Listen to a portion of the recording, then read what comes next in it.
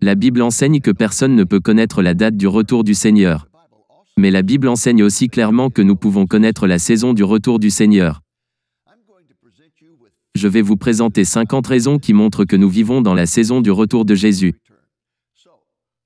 Alors restez à l'écoute. Le ministère Agneau et Lion présente.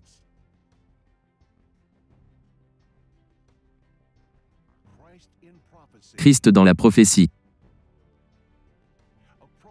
Un programme qui se concentre sur les fondements de la prophétie biblique, pour montrer comment les événements actuels dans l'actualité sont liés aux prédictions bibliques des événements de la fin des temps, et le bientôt retour de Jésus. Maintenant, notre invité, le Dr David Reagan. Salutations dans le nom de Jésus, notre bienheureuse espérance. Et bienvenue à l'émission Christ dans la prophétie. Comme je l'ai dit au début de ce programme, la Bible dit que nous ne pouvons pas connaître l'heure du retour du Seigneur. Mais les Écritures également indiquent que nous pouvons connaître la saison du retour du Seigneur. Considérez par exemple cette référence de 1 Thessaloniciens chapitre 5, en commençant par le verset 2. Car vous savez bien vous-même que le jour du Seigneur viendra comme un voleur dans la nuit. Quand les hommes diront « paix et sûreté », alors une ruine soudaine les surprendra, comme les douleurs de l'enfantement surprennent la femme enceinte, et ils n'échapperont point. Mais vous, frères, vous n'êtes pas dans les ténèbres, pour que ce jour vous surprenne comme un voleur. Vous êtes tous des enfants de la lumière, et des enfants du jour. Nous ne sommes point de la nuit, ni des ténèbres. Ne dormons donc point comme les autres, mais veillons et soyons sobres. Ce passage affirme que Jésus viendra comme un voleur dans la nuit. Mais ensuite, il est précisé que cela ne sera vrai que pour le monde païen, et non pour les croyants. Son retour ne devrait pas surprendre ceux d'entre nous, qui le connaissent ainsi que sa parole. Car nous avons le Saint-Esprit demeurant en nous pour nous donner la compréhension de la nature des temps. C'est ce que cela signifie quand il est dit « Nous sommes des enfants de la lumière et du jour ». De plus, les Écritures nous donnent de nombreux signes à surveiller. Des signes qui indiquent que Jésus est prêt à revenir. L'auteur de l'Épître aux Hébreux a fait référence à ces signes lorsqu'il a proclamé que les croyants devraient s'encourager mutuellement lorsqu'ils voient le jour du jugement s'approcher. Jésus a également fait référence aux signes de la fin des temps dans son discours du Mont des Oliviers donné au cours de la dernière semaine de sa vie. En parlant de toute une série de signes qu'il avait donnés à ses disciples, il a dit : de même, quand vous verrez toutes ces choses, sachez que le Fils de l'homme, c'est-à-dire Jésus, est à la porte. Vous savez, à chaque fois que je pense aux signes des temps, je me rappelle d'un grand homme de Dieu nommé Elbert Pick, qui est allé rejoindre le Seigneur.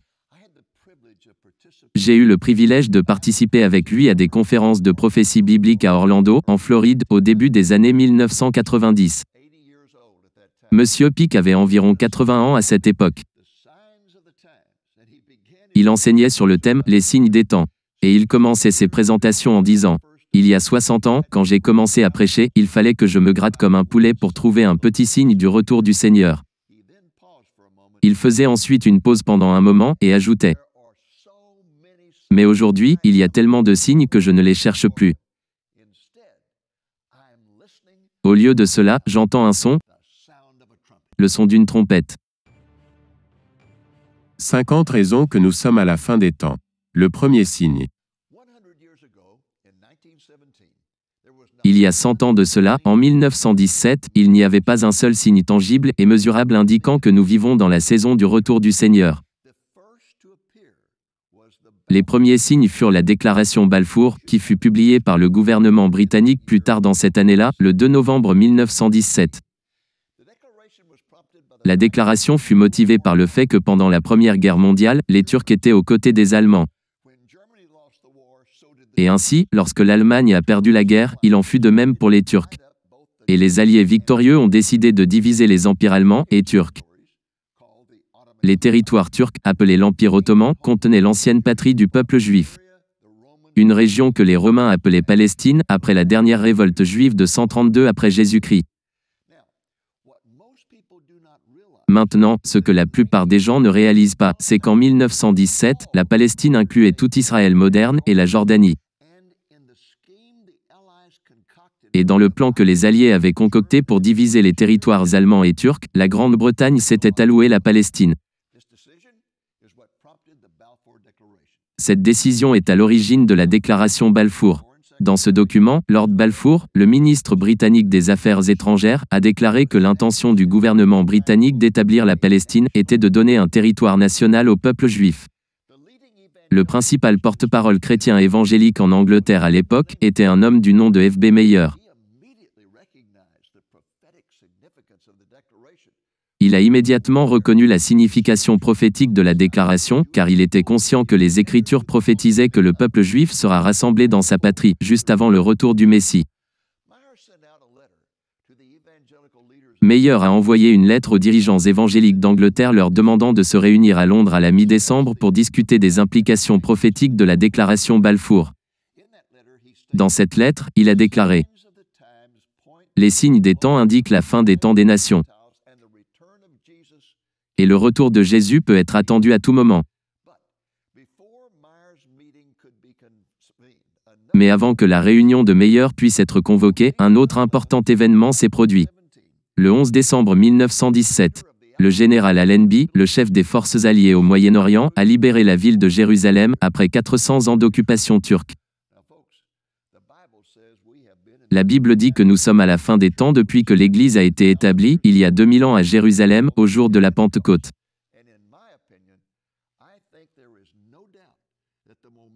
Et à mon avis, je pense qu'il ne fait aucun doute que les événements importants de 1917 ont marqué le début de la fin des temps, parce qu'ils ont conduit au rassemblement mondial du peuple juif dans leur patrie, et le rétablissement de leur État.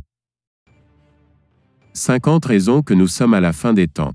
Les catégories de signes.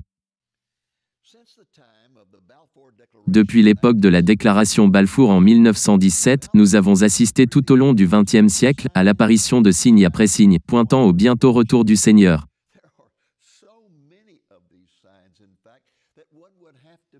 Il y a tellement de signes qu'en fait, il faudrait être bibliquement analphabète ou spirituellement aveugle pour ne pas réaliser que nous vivons dans un temps emprunté. J'ai personnellement cherché à travers la Bible depuis des années, dans le but d'identifier tous les signes, et il n'a pas été facile de les saisir toutes. C'est parce qu'il y en a tellement d'entre eux, aussi bien dans l'Ancien et le Nouveau Testament. J'ai trouvé que la meilleure façon de les gérer est de les classer en catégories. Et en faisant cela, j'ai trouvé 6 catégories de signes de la fin des temps. La première catégorie des signes des temps de la fin est les signes de la nature. Dans Luc 21 verset 11, Jésus a mentionné cette catégorie de signes, quand il a dit « Il y aura de grands tremblements de terre, et, en divers lieux, des pestes et des famines. Il y aura des phénomènes terribles et de grands signes dans le ciel. » Cette catégorie de signes a toujours été la moins respectée, même parmi les croyants. La simple mention évoque généralement un ricanement accompagné des mots comme « Allez, quoi de neuf ?» Il y a toujours eu des tremblements de terre, et de tornades, et ouragans. Mais ceux qui ont cette attitude oublient que Jésus a dit que ces signes seraient comme des douleurs de l'enfantement. Ce qui signifie qu'ils augmenteront en fréquence et en intensité, plus nous nous rapprocherons du retour du Seigneur. En d'autres termes, il y aura de plus fréquentes catastrophes naturelles et plus intenses.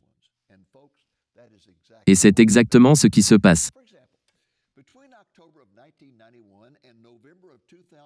Par exemple, entre octobre 1991 et novembre 2004, une période de 13 ans, les États-Unis ont connu 9 des 10 plus grandes catastrophes naturelles dans leur histoire.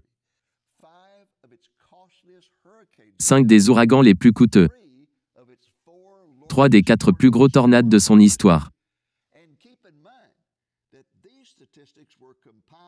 Et gardez à l'esprit que ces statistiques ont été compilées avant l'ouragan Katrina, la catastrophe d'août 2005.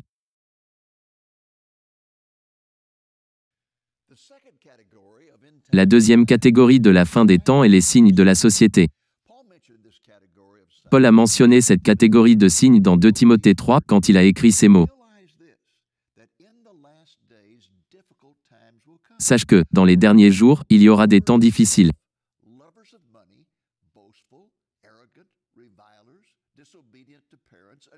Car les hommes seront égoïstes, amis de l'argent, fanfarons, hautains, blasphémateurs, rebelles à leurs parents, ingrats, irréligieux, insensibles, déloyaux, calomniateurs, intempérants, cruels, ennemis des gens de bien, traîtres, emportés, enflés d'orgueil, aimant le plaisir plus que Dieu. Ce passage est comme un typique journal télévisé en soirée, aujourd'hui. Remarquez les 3 choses qui disent ce que les gens vont adorer à la fin des temps. L'amour de soi, l'argent et le plaisir. L'amour de soi et l'humanisme. La conviction que l'homme peut tout accomplir par lui-même. C'est la religion de la fin des temps. L'amour de l'argent et le matérialisme. Quand l'humanisme est votre religion, votre Dieu sera toujours l'argent. L'amour du plaisir est le 3e type d'amour qui est mentionné. C'est de l'hédonisme. C'est le style de vie qui est toujours produit par l'humanisme et le matérialisme. Mais on ne se moque pas de Dieu. Il veille. Donc lorsque les gens choisissent l'humanisme, le matérialisme et l'hédonisme, le résultat est toujours le nihilisme, qui est le mot philosophique fantaisiste du désespoir. Dois-je souligner dans quoi notre monde se vautre aujourd'hui? Nous vivons dans une société en proie à l'avortement, à la perversion sexuelle, à la violence domestique, à l'agression, au blasphème, à la pornographie, à l'alcoolisme, à la drogue, aux abus et aux jeux. Comme au temps des juges dans l'Ancien Testament, les gens font ce qui leur semble bon à leurs propres yeux. Et le résultat est que les gens appellent le mal bien et le bien mal.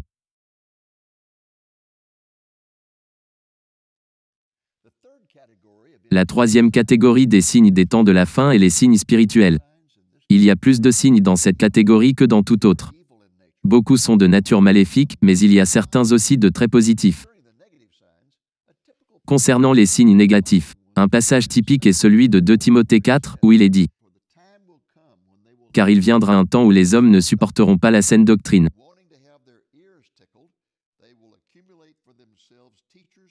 Mais, ayant la démangeaison d'entendre des choses agréables, ils se donneront une foule de docteurs selon leurs propres désirs, détourneront l'oreille de la vérité et se tourneront vers les fables. »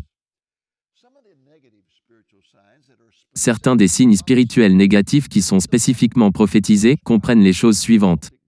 Les faux Christ, les groupes cultuels, les hérésies, l'apostasie, le scepticisme, la tromperie, l'occultisme et la persécution. Celui que Jésus a mentionné le plus souvent était les faux Christ. Et dans l'accomplissement de cette prophétie, nous avons connu littéralement une explosion de faux Christ depuis 1850. Mais, Dieu soit loué, il nous est dit qu'il y aura des signes spirituels très positifs dans la fin des temps. Et le plus important prophétisé en de nombreuses références est une grande effusion du Saint-Esprit. Cette effusion a commencé à l'aube du XXe siècle et s'est révélée être l'une des plus grands réveils spirituels et bénédictions du siècle.